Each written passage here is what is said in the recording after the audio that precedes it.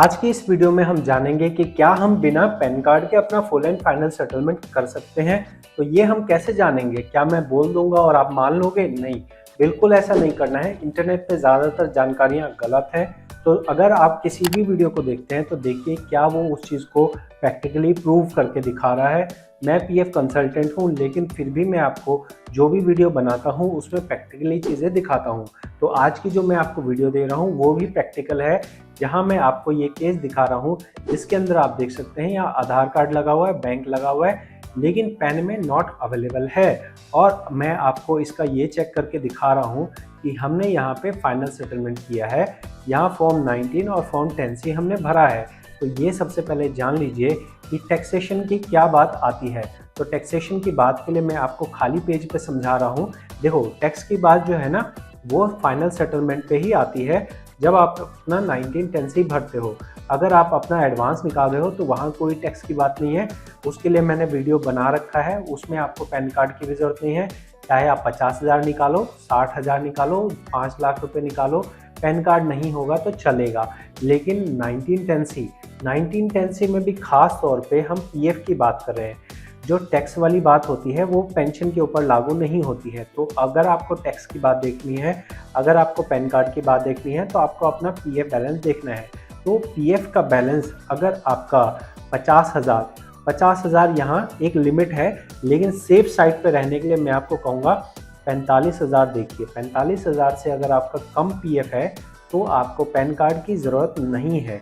ठीक है, तो ये मैं जो कह रहा हूँ इसे पहले मैं प्रूफ करके दिखाता हूँ। जो मैंने अभी आपको केस दिखाया कि 1910C यहाँ पे सेटल हुआ है, इसके अंदर हमारा पैन कार्ड नहीं लगा हुआ है। इसमें मैं आपको दिखाता हूँ कि इसमें बैलेंस कितना था। बैलेंस देखने के लिए मैं पासबुक की वेबसाइट पे आया हूँ। यहाँ पे मैं क्लेम पे चल रहा हूँ। क्लेम पे जाके मैं सेटल क्लेम पे जा रहा हूँ। सेटल क्लेम पे मुझे देखना है अपना 1910C। तो आप यहाँ 19 देख सकते हैं, ये 19 हमारा 6,000 रुपये का था। ठीक है, 10C हमारा 34,000 रुपये का था। तो क्या यहाँ कोई टैक्स तो नहीं कटा? आप कह रहे हो सकता है भाई झूठ बोल रहे हो। तो मैं आपको दिखा देता हूँ। इसके लिए हम कहाँ जाएंगे? इसके लिए हम पासबुक पे जाएंगे और पासबुक पे हम यहाँ देखेंगे कि हमारा कितना अमाउंट यहाँ सेटल हुआ है। तो हमारे पास जितना अमाउंट था वही अमाउंट यहाँ सेटल हुआ है। इसमें कोई भी पैसे नहीं कटे हैं। ठीक है, इतनी चीज़ समझ गए। यहाँ पे हमने पेंशन देखा था।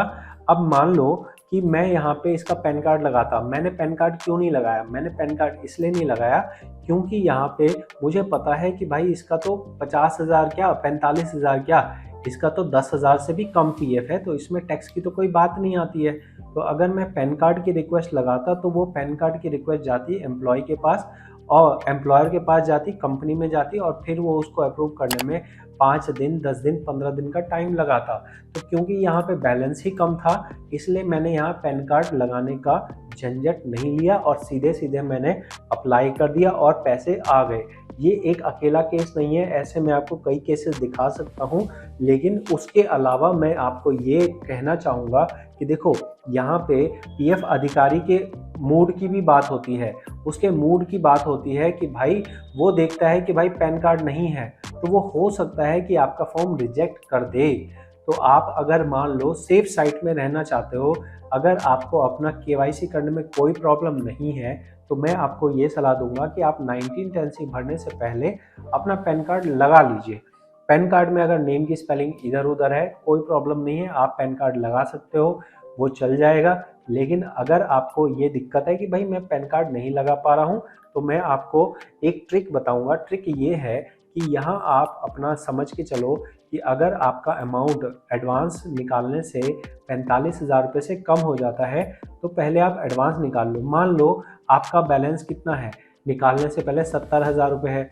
अब अगर आप बिना पैन कार्ड के निकालोगे तो आपको कितना टैक्स लगेगा? आपको 10% टीडीएस लग जाएगा। कितना लग जाएगा? 7,000 रुपये लग जाएगा। तो इसको बचाने के लिए क्या करो? इसको बचाने के लिए आपकी अगर एग्जिट डेट भी पड़ गई है तो भी आप फॉर्म 31 कोविड का भर सकते हो। सिर्फ कोविड वाले रीज़न आप भर सकते हो और कोविड वाले रीज़न से आप अपना एडवांस निकाल सकते हो। किसी भी तरह से इस बैलेंस को कम करना है, 45,000 रुपये से नीचे लाना है, उसके बाद आपको अप्लाई करना है। ठीक है, इसके साथ में ही मैं आपको एक नियम भी बता देता हूँ कि यहाँ पे नियम ये होता है कि सबसे पहली कंडीशन ये होती है कि अगर 5 साल से ज़्यादा हो चुका है, 5 साल से ज़्यादा हो चुका है तब तो कोई टैक्स की बात ही नहीं है। लेकिन यहाँ पे एक चीज़ समझिएगा कि अगर 5 साल से ज़्यादा हो गया है तो भी पैन कार्ड होना चाहिए। पैन कार्ड होना चाहिए अगर 5 साल से ज़्यादा है, मतलब अगर 50,000 से ज़्यादा है ना, तो चाहे 5 साल प्लस हो तो भी आपको पैन कार्ड लगाना होगा।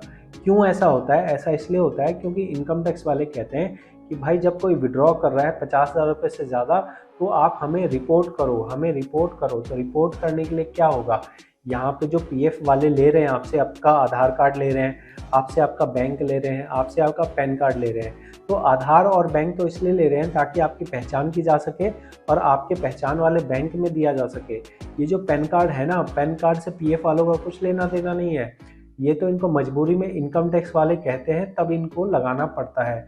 तो यहाँ पे जो पैन कार्ड की ज़रूरत है, अगर 50,000 से ज़्यादा है तो आपको ज़रूरत पड़ेगी, चाहे आप 5 साल से ज़्यादा की सर्विस कर रहे हो तो भी, ठीक है। अगर 5 साल से कम की सर्विस आपकी है और आप 1910 भर रहे हो, ठीक है, तो सिर्फ पीएफ का अमाउंट देखो। पीएफ का अमाउंट अगर आपका 45,000 रुपये से कम है, मैं प्रैक्टिकली काम करता हूँ इसलिए 45 कह रहा हूँ, क्योंकि इंटरेस्ट मिलके वो 50,000 क्रॉस हो जाता है। तो 50,000 क्रॉस से अगर सेफ रहना है तो 45,000 से कम है तो आप विदाउट पैन कार्ड भी अप्लाई कर सकते हो। लेकिन अगर आप सक्षम हो, जैसे मान लो आपको कोई जल्दी नहीं है, आप पैन कार्ड के लिए अप्लाई कर सकते हो, आपकी कंपनी भी अप्रूवल दे सकती है, तो अच्छा रहेगा आप पैन कार्ड लगा लीजिए। उसमें आपका 0% रिस्क हो जाएगा, ठीक है। 99% केस यही है कि अगर 45,000 रुपये से कम है और आप पैन कार्ड नहीं लगाते हो तो भी आपका फॉर्म पास कर दिया जाएगा, कोई प्रॉब्लम नहीं आएगी। तो जो मैंने आपको बताया है ये आपको कहीं और नहीं मिलेगा। मैं पीएफ का प्रैक्टिकली काम करता हूँ, कंसल्टेंट हूँ। मेरी जितनी नॉलेज है मैं सारी यूट्यूब पे फ्री ऑफ कॉस्ट डाल रहा हूँ। आप प्लेलिस्ट में जाके खुद से देख सकते हो। और अगर आपको आपका समय कीमती हो, आपकी टाइम की वैल्यू हो, तो आप मेरी टाइम की भी वैल्यू समझते हुए एक फ़ीस पे कीजिए और आप डायरेक्ट तौर पे मुझसे कंसल्ट कर सकते हैं। कंसल्ट करने का मतलब ये नहीं है कि मेरे को कोई जादू आता है कि आपने मेरे को कंसल्टिंग फ़ीस दी और मैंने जादू से आपका काम ठीक कर दिया।